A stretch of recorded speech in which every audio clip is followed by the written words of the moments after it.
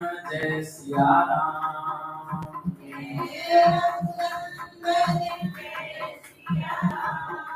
जानकी वल्लभ सीताराम।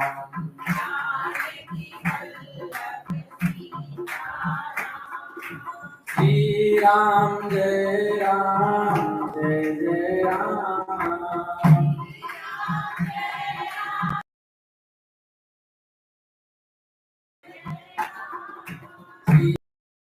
जय राम जय राम।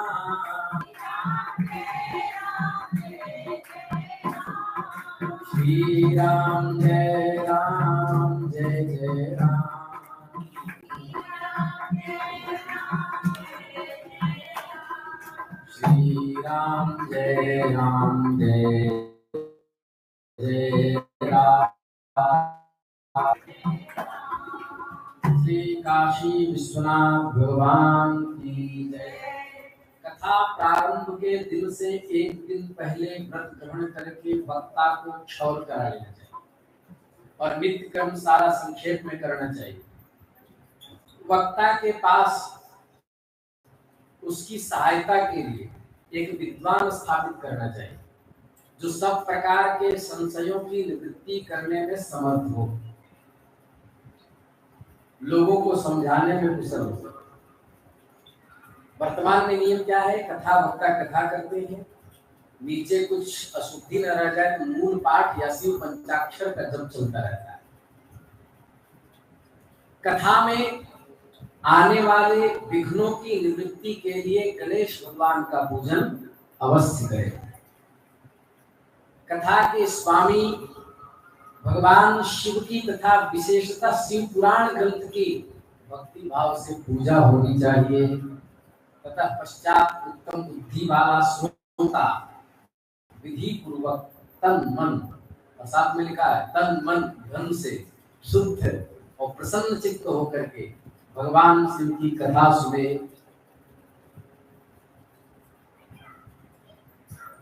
कैसा वक्ता हो और कैसा श्रोता हो तो फल मिलता है, और कैसा वक्ता श्रोता हो तो फल नहीं मिलता है, ये भी सुनना चाहिए। तो कह रहे हैं अनेक कर्म विभ्रांतः कामादिषड् विकारवान् स्त्रैणः पाखंडवादी च वक्ता श्रोता न पुण्यभाग। जो वक्ता कामी हो, स्त्रैण हो, स्त्री लंपट हो, या श्रोता जिसकी आसक्ति बड़ी प्रगाढ़ हो, जो पाखंड पूर्ण कार्यों में निरत रहता हो, वह न वक्ता पुण्य का भागी होता है, न उस वक्ता से कथा सुनने वाला श्रोता पुण्य का भागी होता है। कथा वक्ता नैष्ठिक ब्रह्मचारी हो और नहीं सदाचार पूर्ण हो उसका जीवन, स्त्री लंपट न हो, कामी न हो। कथा वक्ता उच्च कोटि का विद्वान हो जो शास्त्रों के अत्यंत क्लिष्ट जो आख्यान हैं उनको समझाने में समर्थ हो। और तीसरा कथा वक्ता गायत्री निष्ठ हो, भगवान के नाम का जापक हो। यदि ये सब गुण नहीं है तो उससे कथा कराने का कोई लाभ नहीं है, ऐसा महर्षि व्यास कह रहे हैं। इसलिए जो भी कथा करते हो और जो भी YouTube से सुन रहे हो, अपने जीवन को उनसे वक्ता लायक बना के रखना चाहिए। अपने को इतनी पवित्रता से रखनी चाहिए कि आपकी कथा श्रोताओं को लाभ पहुंचाए और आपको भी लाभ पहुंचाए। श्रोता कैसा होना चाहिए? श्रोता नास्तिक न हो, श्रोता सदाचार निष्ठ हो, श्रोता का आहार शुद्ध हो, श्रोता सत्य का पालक हो, श्रोता की वक्ता में गुरुवत निष्ठा हो, श्रोता सदा सत्य बोलने वाला हो, और श्रोता जो महापुराण के श्रोता है उनको भगवान शिव में उनकी अनन्य निष्ठा हो। लौकिक चिंता को छोड़ करके, धन गृह एवं पुत्र आदि की चिंता को छोड़ करके जो कथा में मन लगाए रहता है, उसी शुद्ध बुद्धि पुरुष को उत्तम फल की प्राप्ति होती है। अभक्ता ये कथां पुण्यां शृण्वन्ति मां नराधमाः तेषां श्रवणजं नास्ति फलं दुःखं भवे भवे। जो नराधम भक्ति रहित होकर इस पुण्यमयी कथा को सुनते हैं उनको श्रवण का कोई फल नहीं मिलता। वे जन्म जन्मांतर में क्लेश भोगते रहते हैं, वे अपवित्र और दरिद्र ही रहते हैं। एक बार कथ्यमानायां गच्छन्तन्यत्र ये नराः भोगान्तरे प्रणश्यन्ति तेषां दारातिसम्मतः। कथा कहे जाते समय बीच में ही जो लोग उठ करके अन्यत्र चले जाते हैं उनकी जन्मांतर में स्त्री और संपत्तियां नष्ट हो जाती हैं। इसलिए कथा के बीच में बिना विशेष कार्य के उठना नहीं चाहिए। एक बार बैठ गया तो बैठ गया, हनुमान जी की तरह आसन लग गया तो लग गया। बिना आवश्यक कार्य के उठ करके कथा मंडप से बाहर नहीं जानी चाहिए, ये भी बात ध्यान रखनी चाहिए। इसलिए बुद्धिमान लोग बाहर कुर्सी लगा लेते हैं। तो आगे सुनिए, जो पुरुष पान चबाते हुए कथा सुनते हैं, भैया हम अपने से नहीं बोल रहे हैं, तांबूलम भक्षयन्तो ये शृण्वन्ति मां कथा नराः, उनको कौन सा पाप लगता है? बोले स्वविष्ठां खादयन्ते तान् नरके यमकिंकराः, उन्हें नरक में यमदूत उन्हीं की विष्ठा खिलाते हैं। जो लोग ऊंचे आसन पर बैठकर कथा श्रवण करते हैं, अभी हमने कहा अशक्त न होने के बाद भी आसन पर बैठते हैं, वे समस्त नरकों को भोग कर कौवे के योनि में जन्म लेते हैं। काक योनि, काका भोरंती। जो लोग पौराणिक कथा सुनाने वाले पौराणिक अच्छी प्रकार से प्रणाम किए बिना जो कथा मंडप में बैठते हैं वे सभी नरकों को भोग करके अर्जुन वृक्ष बनते हैं। इसलिए वृंदावन की परंपरा है, जब भी कथा मंडप में व्यक्ति कथा सुनने के लिए आए तो स्त्री हो तो पंचांग प्रणाम व्यासपीठ को करे, पुरुष हो तो लेट करके प्रणाम करे, प्रणाम करने के बाद आसन डाले। बिना प्रणाम किए व्यासपीठ को श्रोता को बैठना नहीं चाहिए। उठे भी तो मस्तक झुका करके प्रणाम करके मानसिक रूप से व्यासपीठ की आज्ञा लेकर के आवश्यक कार्य वसात ही बाहर जाए। ऐसा मैं नहीं कह रहा हूं, महर्षि व्यास कह रहे हैं। उसके बाद और कहा, वक्ता के समान ऊंचाई वाले आसन पर बैठकर जो कथा श्रवण करते हैं उन्हें गुरुशैया पर शयन करने वक्तारं कथां चेमां सुपावनीं भवन्ति शुनका भूत्वा दुःखं जन्म शतं हिते। कह रहे हैं कि जो लोग पवित्र कथा तथा वक्ता की निंदा करते हैं वो 100 जन्मों तक दुख भोग कर कुत्ते का जन्म पाते हैं। इसे एक बात ध्यान दें, जिस वक्ता में श्रद्धा न बन पाए उससे कथा नहीं करवानी चाहिए, क्योंकि आपने यदि वक्ता के रूप में संकल्प किया और स्वीकार किया और मन में अश्रद्धा भाव आई और वक्तव्य से कुछ उल्टा पुल्टा निकला तो फिर पुराणों में दुर्गति का आख्यान दिया हुआ है। कथा होते समय कथायाम वर्तमानायाम दुर्वादम ये वदन्ति ही भुक्त्वा ते नरकान् घोरान् भवन्ति करतभास्ततः। कथा होते समय तो बीच में गंदी बातें बोलते हैं, अश्लील वाक्य का प्रयोग करते हैं, वे गधे का जन्म प्राप्त करते हैं। जो कभी भी इस परम पवित्र कथा का श्रवण नहीं करते, मुख ऐंठ करके अरे होता रहता है कथा तो होती रहती है, इस तरफ उपेक्षा भाव से जाते जंगली सुअर बनते हैं। जो दुष्ट कथा के बीच में विघ्न डालते हैं वे करोड़ों वर्षों तक नरक यातनाओं को भोग करके गांव के सुअर बनते हैं। ऐसा पुराणों का आख्यान है। सबसे पहले कथा में विघ्न न हो, वक्ता का स्वास्थ्य, कथा की उपासना तक ठीक रहे, यजमान बीमार न पड़े, बीच में कोई संकट उत्पन्न न हो, विघ्न न आए, इसके लिए गणेश जी की उपासना करनी चाहिए। आइए, गणेश जी का नाम आ गया तो नाम लेकर के आगे बढ़ते हैं।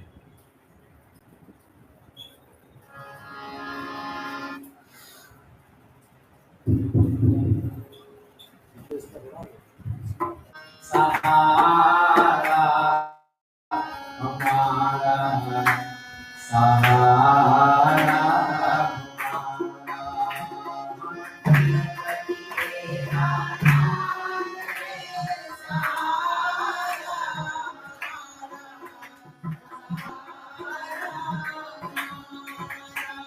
गणपति तेरा नाम है, सहारा हमारा, सहारा गणपति तेरा नाम है, सहारा हमारा, सहारा हमारा। ना हो इस दुनिया में,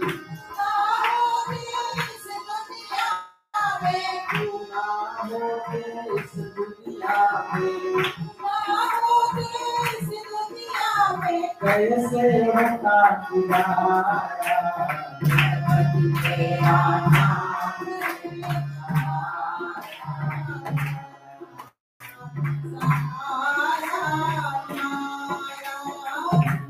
देखो आँख देखो तो ही जन्म छाया,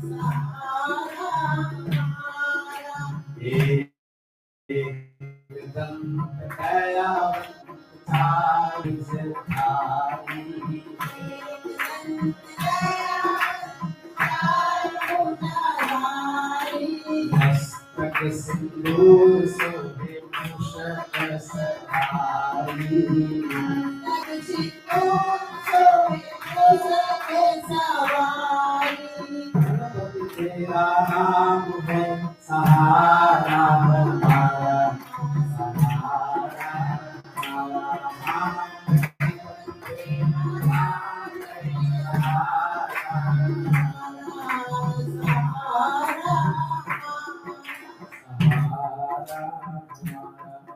सहारा उसके बाद प्रायश्चित कर्म करना चाहिए। गणेश जी का पूजन करें, हाथ जोड़कर के साक्षात शिव स्वरूपी पुस्तक की स्तुति करें, शिव पुराण के रूप में प्रत्यक्ष आप सदाशिव हैं ऐसी भावना करके हमने कथा सुनने के लिए आपको अंगीकार किया है, ऐसी भावना करें। भक्ति पूर्वक एक ब्राह्मण का वर्णन करें और उससे शिव पंचाक्षर नमः शिवाय का जप कराए। इस प्रकार श्रोताओं तथा वक्ताओं के गुण क्या है वह बता दिए। अब श्रोताओं के द्वारा पालन करने योग्य नियम क्या है, महर्षि व्यास कह रहे हैं। शिव पुराण की कथा सुनने के लिए जो श्रोता अधिकृत हैं, जिनकी दीक्षा नहीं हुई, गायत्री मंत्र आदि से जिन यजमान की दीक्षा नहीं हुई, वे कथा श्रवण में अधिकारी नहीं। इसलिए जो यजमान मूल संकल्प करे उनकी दीक्षा आवश्यक है। ब्राह्मणों की तो दीक्षा हो ही जाती है। जिसमें शक्ति हो वह पुराण की समाप्ति तक, जब तक कथा चले तब तक शुद्धता पूर्वक भक्ति भाव से उपवास करके कथा सुने। अब नितेश जी कह रहे हैं कि भूखे मार डालेंगे क्या, 1 माह तक कथा होनी है और आप कह रहे हैं कि चाचा जी उपवास करें, ऐसे कैसे होगा? नहीं, आगे और नियम बता दिए, सुनिए। घृत अथवा दुग्ध पीकर कथा श्रवण करें, मतलब कि दूध में घी मिलाकर। गाय का घी नुकसान नहीं करता। चलिए, या फलाहार करके या एक समय ही भोजन करके कथा सुननी चाहिए। प्रतिदिन एक ही बार हविष्यान्न भोजन करें। हविष्यान्न खीर आदि जो हवन आदि के लिए अन्न है। कथा श्रवण में विघ्न उत्पन्न करने वाली भोजन को मैं अच्छा नहीं समझता, ऐसा महर्षि व्यास कह रहे हैं। मतलब इतना मैं खा ले तो फिर नींद नहीं, कुछ और, फिर बार बार जाना पड़े तो कथा में विघ्न हो। क्या क्या नहीं खानी चाहिए साधक को, जो भगवान के भक्त हैं उनको क्या क्या नहीं खानी चाहिए? वार्ताकम, ये केवल कथा के समय नहीं, कभी नहीं खानी चाहिए। कथा में तो विशेष करके सावन में। वार्ताकम, बैगन, वार्ताक, कथा प्रति को बैगन नहीं खानी चाहिए। चकलिंदन च, तरबूज, तरबूज नहीं खानी चाहिए। तरबूज को हम कभी खाते हैं, तरबूज नहीं खानी चाहिए। चिचिंडम मूलकं तथा, चिचिंड नहीं खानी चाहिए। मूली नहीं खानी चाहिए कथा के समय, ध्यान से सुनो। कुष्मांडम, कोहड़ा नहीं खानी चाहिए, जिसको काशी फल कहते हैं।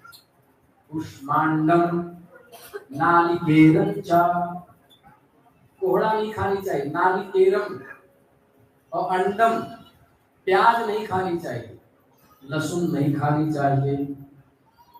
नालिकेरम, नारियल का मूल अर्थात बीज, नारियल का बीज नहीं खानी चाहिए। और क्या बोले? और अन्य पलांडुम, लशुनम, हिंगुम, हिंग निषेध किया है। क्यों बोले? इसलिए क्योंकि कथा श्रोता को 1 मास तक ब्रह्मचर्य में स्थित रहना है। हिंग बहुत उष्ण होता है, प्रियोष्ण होता है, इसलिए ब्रह्मचर्य खंडित ना हो, इसलिए श्रोता को हिंग निषिद्ध है। हमको शंका हुई थी ये हिंग के लिए, क्योंकि हम लोग कभी कभी भोजन में हिंग लेते हैं। तो हमने सांग वाले गुरु जी से, द्रविड़ गुरु जी से पूछा कि हिंग खाने से पाप है क्या, या हिंग क्यों नहीं खानी चाहिए? गुरु जी ने उत्तर यही दिया कि ब्रह्मचारी के लिए हिंग का सेवन निषेध इसलिए है कि वह अत्यंत उष्ण होता है। वह वियोष्ण करके व्यक्ति के ब्रह्मचर्य पर आघात कर सकता है, इसलिए हिंग निषेध है। ज्यादा हिंग का सेवन नहीं करनी चाहिए। गृंजनम, ध्यान से सुने, कथा सुनने वाले को गाजर नहीं खानी चाहिए। गाजर की उत्पत्ति कुत्ते के लिंग से मानी गई है, ऐसा शास्त्रकारों ने कहा। और मादक वस्तु, मादकम हितम, शराब सेवन नहीं करना चाहिए, गांजा नहीं पीना चाहिए, चिलम नहीं फूकना चाहिए, और तंबाकू आदि का सेवन नहीं करना चाहिए, जर्दा पान नहीं खाना चाहिए। मादक वस्तुओं का सेवन न करें।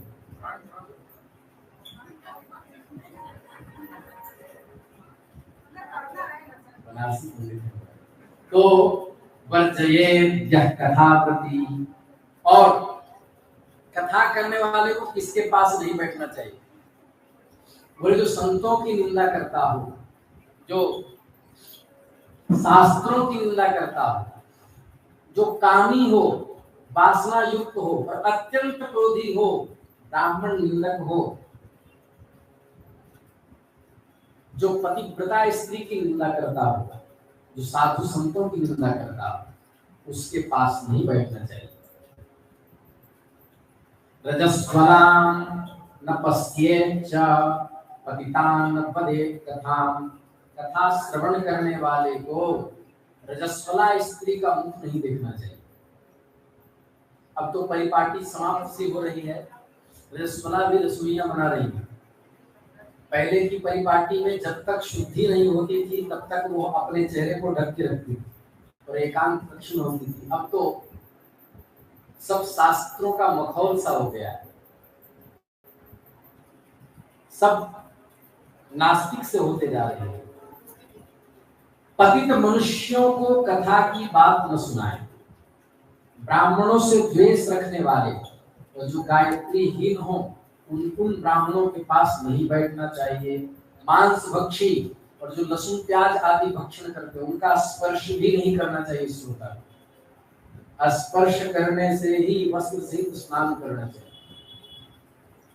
कथाव्रती पुरुष प्रतिदिन सत्य, पवित्रता, दया, मौन, सरलता, विनय और मन की उदारता को अपनाए रखे। तो हम लोग की समस्या क्या है, कथा सुनते हैं, अब कोई तगड़ी बात आई तो सीधा दूसरे पर इशारा करते हैं, सुन लो, ताकि अपने ऊपर ना आए। स्वयं को निर्दोष साबित करने के लिए संकेत दूसरी ओर करते हैं। तो इसलिए सभी महानुभावों से प्रार्थना है, अपने लिए कथा सुने, दूसरे को संकेत न करें, ध्यान से सुने। दरिद्र, क्षय का रोगी, पापी, भाग्यहीन और संतानहीन पुरुष भी इस उत्तम कथा को सुने।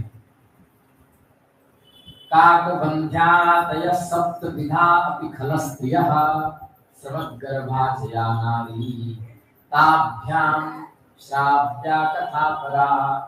काकबंध्या आदि जो 7 प्रकार की दुष्टा स्त्री है।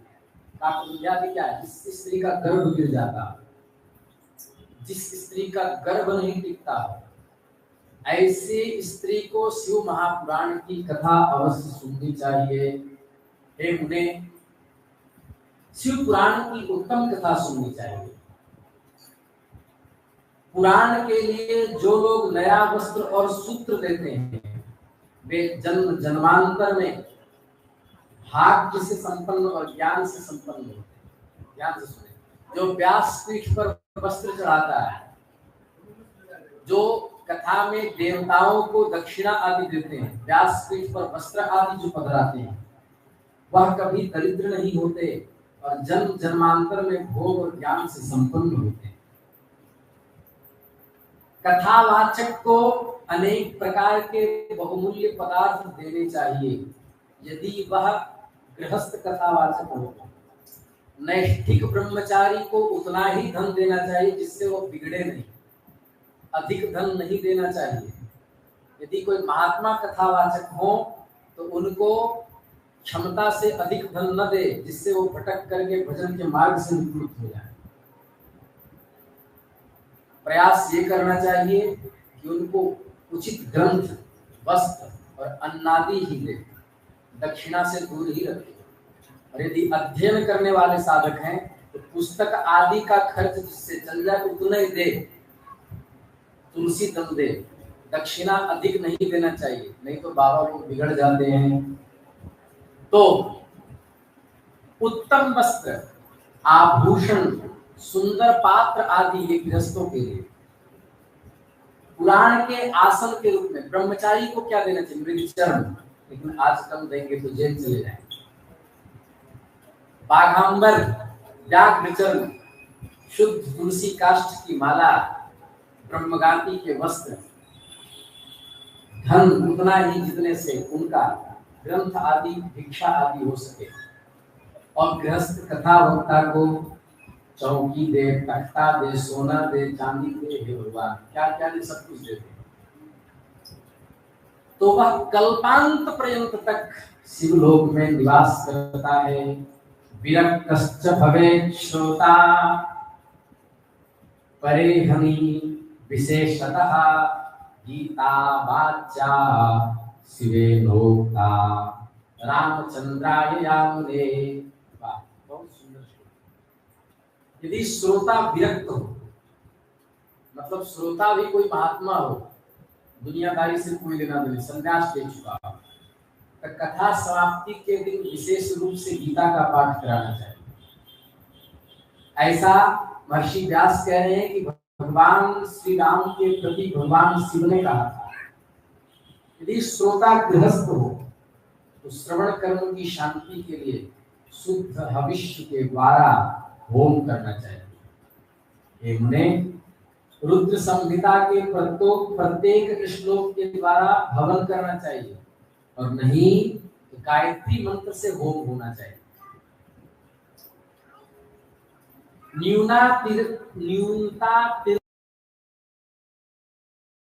पाठ के दोष की शांति के लिए शिव महिमन स्तोत्र या शिव सहस्त्र नाम स्तोत्र का पाठ करना चाहिए। कथा श्रवण संबंधी व्रत की पूर्णता की सिद्धि के लिए 11 ब्राह्मणों को, ध्यान से सुने, भंडारा के दिन की चर्चा आज ही कर ले, क्योंकि 2 दिन कम से कम भूमिका कहनी चाहिए। कल से सती विवाह की और हम लोग प्रशस्त होंगे। तो 11 ब्राह्मणों को, कैसे ब्राह्मण, उनके शरीर पर शिलावस्त्र एक भी ना हो, उनको भोजन करवाने के बाद अन्य ब्राह्मणों को करवाया, तो उनके शरीर पर सिव्य वस्त्र ना हो, सभी गायत्री करने वाले वेद पाठानुयायी हो, ऐसे ब्राह्मणों का चरण धुल करके प्रक्षालन करके कथा श्रोता चरणामृत ले, फिर पुरुषोक्त का पाठ करते हुए उनकी उपासना करे, उन ब्राह्मणों को साष्टांग लंबी दंडवत प्रणाम करे। जिस ऋतु में कथा चल रहा हो, कथा चल रही हो, उस ऋतु में जो फल विद्यमान हो उस फल को दे, खीर, मेवा, मिष्टान्न आदि पाकान्न से उनका भोजन आतिथ्य करें। यदि शक्ति हो तो 12 तोला सोने का एक सुंदर सिंहासन बनवाए, उस पर उत्तम अक्षरों में लिखी हुई शिव पुराण ऐसा लिखा हुआ पुस्तक विधि पूर्वक स्थापित करें तथा पश्चात पुरुष आवाहन आदि विविध उपचारों से उसकी पूजा करके दक्षिणा चढ़ाए। हे सौनक, इस प्रकार से कथा सुनने वाला अमित पुण्य को प्राप्त होता है। महात्मा विराम ले रहा है। महात्मा का अंतिम श्लोक महर्षि व्यास कह रहे हैं,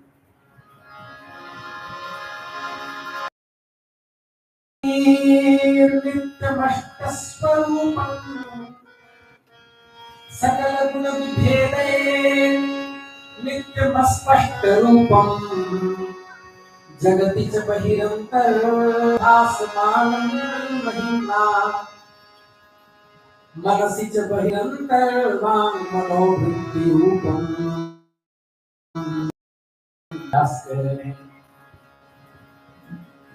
भिन्न भिन्न प्रकार के समस्त गुण जिनके सच्चिदानंदमय स्वरूप का कभी स्पर्श नहीं करते, जो अपनी महिमा से जगत के बाहर और भीतर वाणी एवं मनोवृत्ति रूप में प्रकाशित होते हैं, उन अनंत आनंद घन परम शिव की मैं शरण लेता हूँ। यहाँ महात्म पूर्ण होता है। उसके बाद प्रारंभ जो होती है वह है विद्येश्वर संहिता प्रारंभ होती है। विद्येश्वर संहिता का श्लोक स्पर्श करने से पहले हम भगवान नाम का कीर्तन कर रहे हैं।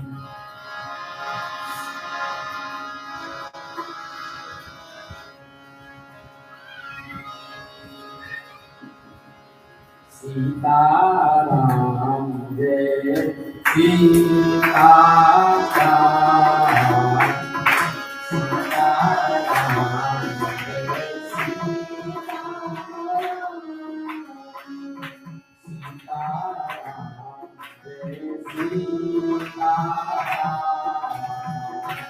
सीताराम जय सीताराम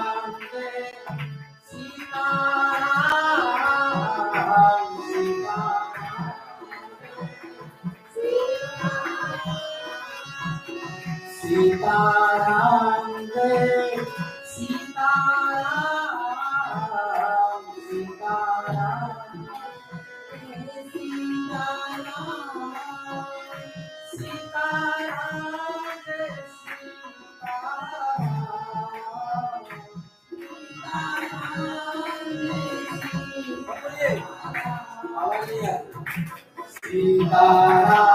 जय सीताराम सीताराम जय सीताराम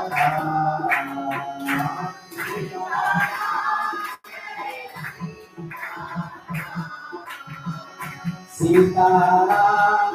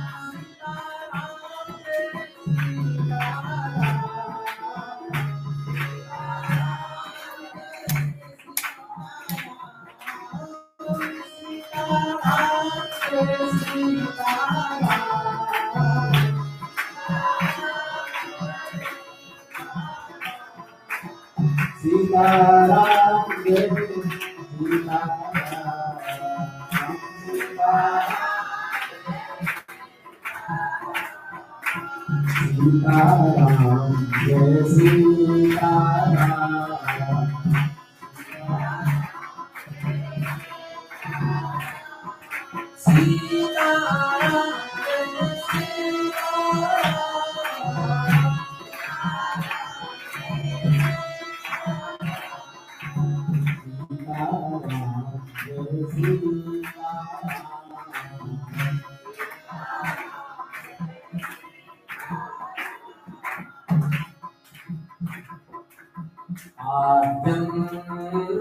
मंगल मजाप समान भावम आर्यम तमीशम जरामरमात्म देवम पंचाननम प्रबल पंचविनोदशीलम संभावये मन शंकर मुंडिकेशम। प्रथम श्लोक श्री महापुराण का कह रहे हैं जो आदि और अंत में नित्य मंगल में। अब ध्यान से सुनिए, आदि और अंत कहने से मध्य का अपने आप आक्षेप हो जाता है। जिसका आदि है, जिसका अंत है, उसका मध्य भी होगा। तो आदि और अंत में जो नित्य मंगलमय है अर्थात मध्य में भी जो मंगलमय है, जिनकी समानता अथवा जिनकी तुलना कहीं भी नहीं, जो आत्मा के स्वरूप को प्रकाशित करने वाले हैं, जिनके 5 मुख हैं और जो खेल ही खेल में अनायास ही जगत की रचना करते हैं, जो जगत का संहार करते हैं, जो जगत पर अनुग्रह करते हैं, जो जगत की रचना पालन संभार अनुग्रह और तिरोभाव रूप 5 प्रकार के प्रबल कर्म करते हैं, वे सर्वश्रेष्ठ अजर अमर अविनाशी नित्य शाश्वत सच्चिदानंद घन ईश्वर अंबिकापति भगवान शंकर का नित्य चिंतन करना, भगवान शिव का नित्य चिंतन करना।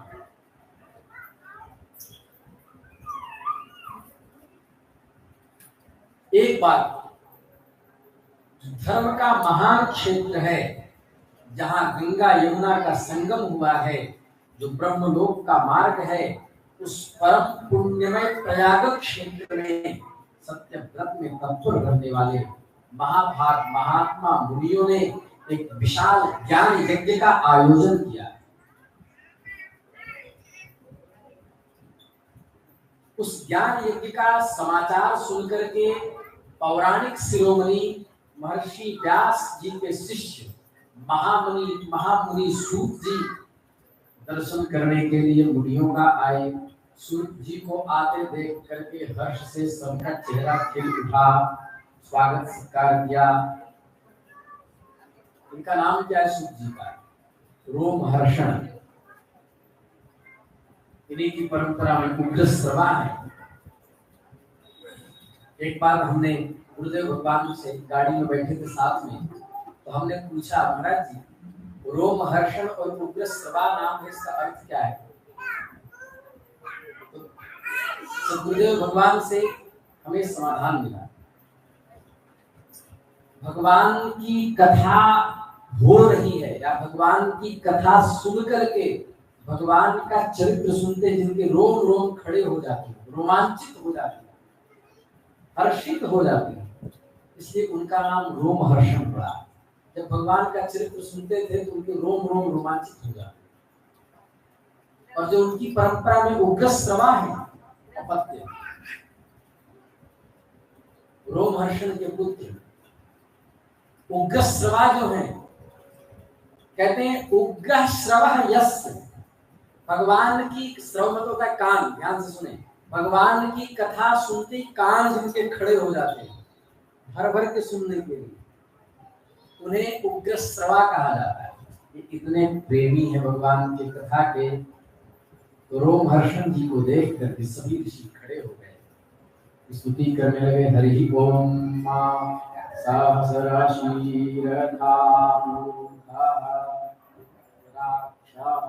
सहस्रमात सभूमिद्यो सर्वतस्प्रदात तिष्ठद्दशानलहुलम्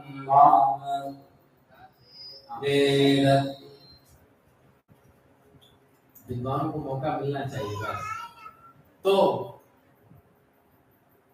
कहा, हे सर्वज्ञ विद्वान रोमहर्षण जी, आपका भाग्य बड़ा भारी है। इसी से आपने व्यास जी से यथार्थ रूप में संपूर्ण पुराणों की विद्या प्राप्त की। आप कथाओं के भंडार हो, ठीक उसी तरह जैसे समुद्र रत्नों का भंडार है।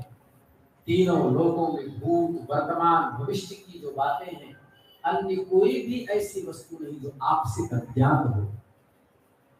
आप हमारे सौभाग्य से इस यज्ञ का दर्शन करने के लिए यहाँ आए हैं। हमारा कुछ आप कल्याण कीजिए। क्यों भाई, बात क्या हो गई? इदानीम् एकमेवास्ति श्रोतव्यं सूत सम्मते। क्यों हम सुनना चाहते हैं आपसे पुराणों की कथा?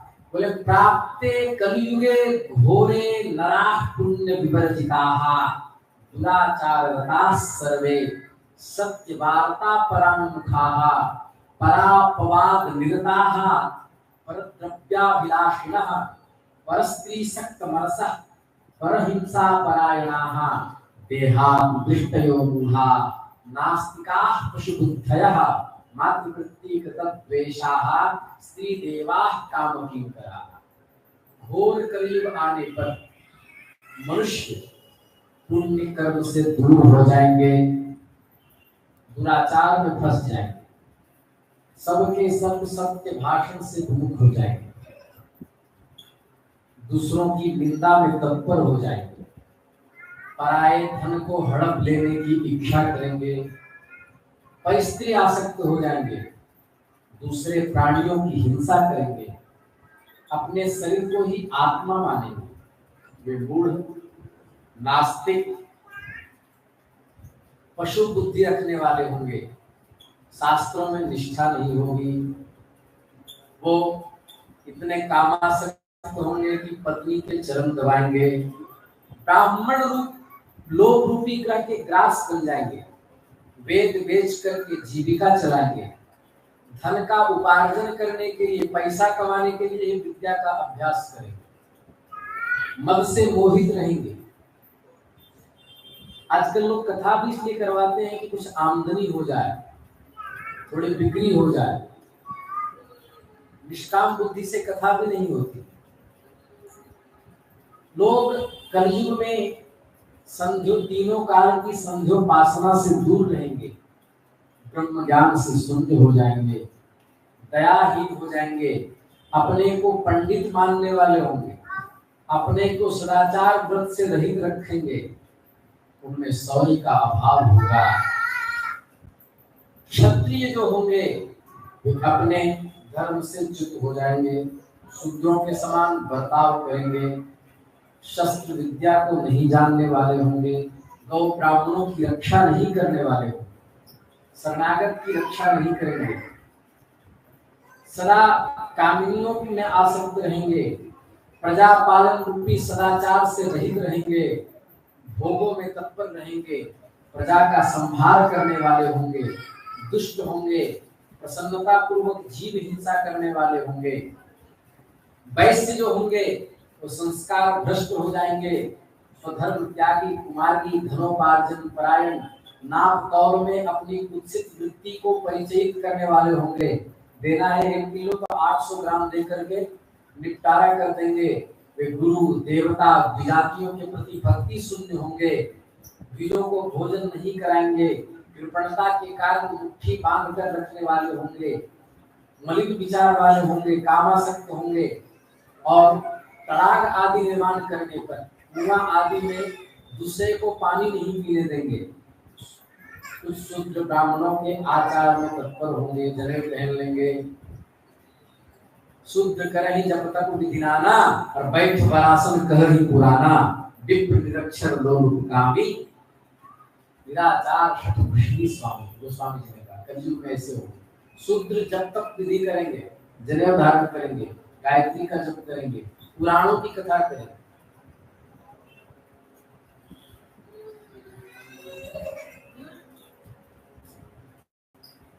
परसों बड़ी चित्त को पीड़ा हुई, किसी कथा वक्ता ने मंच पे ही एक नर्तकी को बुलाया था और कथा जब होने लगी तो कथा में जैसे जैसे भाव आए वैसे वैसे वो नाचती।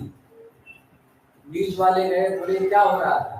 बोले राधा जी के जब वीरा का प्रसंग हो रहा था, वीरा के गाना में वासु बात थी। जब रास कहना होता है तो वक्ता के गले में थे। ये दृश्य देख करके क्रोध भी आया और ये लग रहा है कि समाज किस ओर बढ़ रहा है। और कथा वक्ता का नाम क्या था? नाम नहीं लेंगे, कास्ट बता दे। कास्ट वो ब्राह्मण नहीं थे, नाम के अंत में यादव लिखा हुआ है। हम किसी यादव का विरोध नहीं कर रहे हैं, लेकिन शास्त्रानुकूल यदि आचरण नहीं होता है, कथा के लिए जो अधिकारी है उसके अतिरिक्त यदि कोई और मंच का आश्रय लेकर के कथा वक्ता बने तो यही दुर्दशा हो। इन लोगों पर नकेल कसना चाहिए, तो विद्वानों को आगे आना चाहिए। एक कोई ऐसा नियम बनना चाहिए जो व्याकरण, न्याय, वेदांत, साहित्य, पुराण आदि का मर्मज्ञ विद्वान हो, ब्राह्मण हो, सदाचार संपन्न हो, शुद्धता से रहता हो, गायत्री मंत्रानुसंधान करके 24 लाख गायत्री जप चुका हो, उसी को कथा वक्ता बनने का अधिकार, लाइसेंस मिले, तभी धर्म की रक्षा होगी। नहीं एरू वेरू नथु खेरू को बैठाने पर श्रोता का भी अकल्याण होगा और वक्ता की दुर्दशा तो होगी। क्या है, दुओ नरक में ठेलम ठेला कहते हैं ना। चलिए, शूद्र ब्राह्मण आचरण को अपनाएंगे, अपने धर्म में नहीं रहेंगे। उनकी आकृति उज्ज्वल होगी, वे धर्म कर्म को छोड़ करके वेशभूषा से भूषित होकर व्यर्थ घूमेंगे। इस प्रकार वे भांति भांति के तप करेंगे, द्विजों को अपमानित करेंगे, छोटे बच्चों को मारने के लिए अभिचारिक कर्म करेंगे, सालग्राम आदि की उपासना बिना जनेऊ धारण के करेंगे। इस प्रकार संसार में धर्म का लोप हो जाएगा।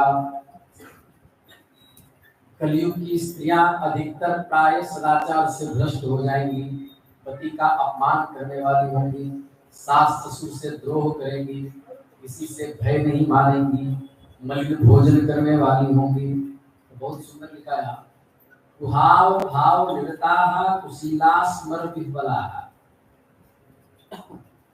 ब्राह्मण सब प्याज खाने वाले हो गए, अभक्ष भक्षण करने वाले होंगे, संतानें माता पिता के प्रति श्रद्धा रहित होंगी, पिता पर भी आघात करने में देर नहीं करेंगे, दुष्ट स्वभाव वाली संतानें हो जाएंगी, असत विद्या पढ़ने वाले हो जाएंगे, रोगग्रस्त शरीर वाले हो जाएंगे। इस तरह जिनकी बुद्धि नष्ट भ्रष्ट हो गई है, उनको हे सूत जी उत्तम गति की प्राप्ति कैसे होगी, तो कैसे होगी प्राप्ति, इस कथा को हम कल कहेंगे। हम अपनी वाणी को यही विराम देने से वृंदावन बिहारी लाल की जय। नमः पार्वती पतये, हर हर महादेव।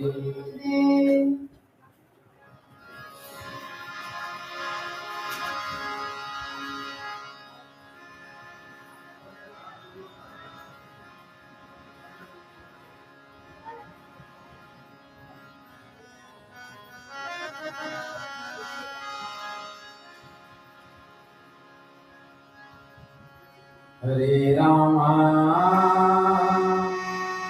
हरे राम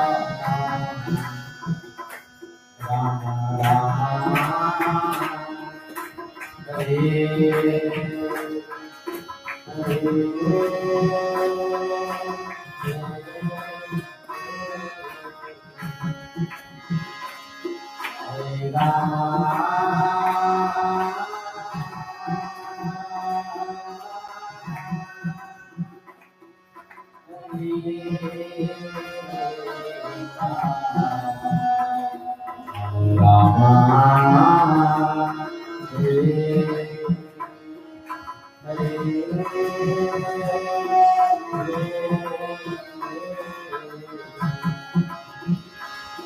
हरे कृष्णा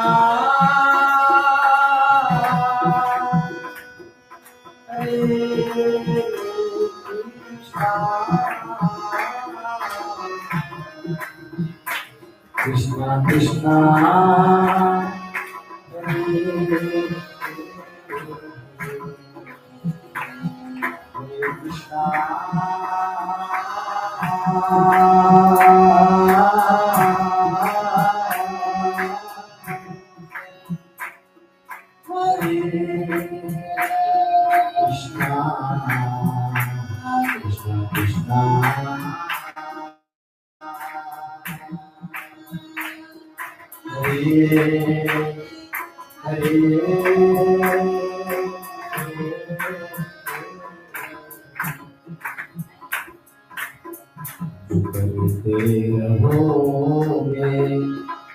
भजन धीरे धीरे तो मिल जाएगा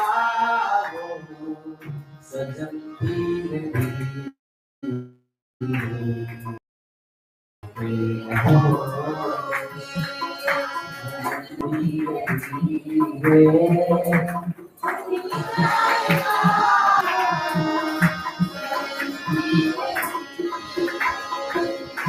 अगर उनसे मिलने दिल में तमन्ना, अगर उनसे मिलने की दिल में तमन्ना, दिल में तमन्ना,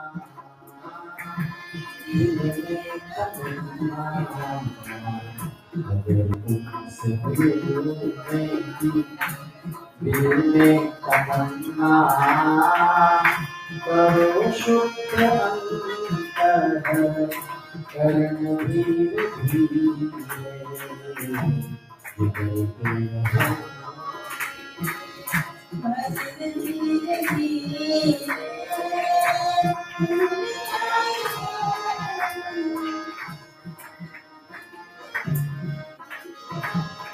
कोई काम दुनिया में मुश्किल नहीं है,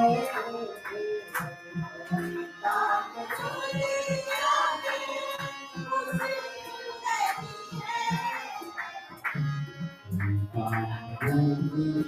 में मुश्किल नहीं है, जो करते रहोगे जन्म धीरे धीरे, जो करते रहोगे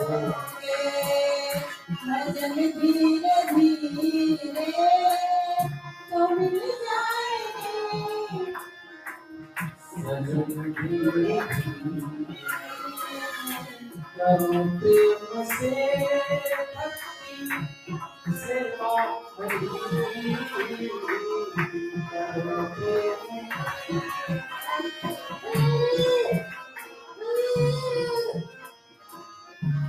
सेवा हरि, करो प्रेम से भक्ति सेवा हरि, तुम जाएगा धीरे धीरे, जो करते रहो भजन धीरे धीरे, तुम जाएगा भजन धीरे धीरे। वृंदावन की जय।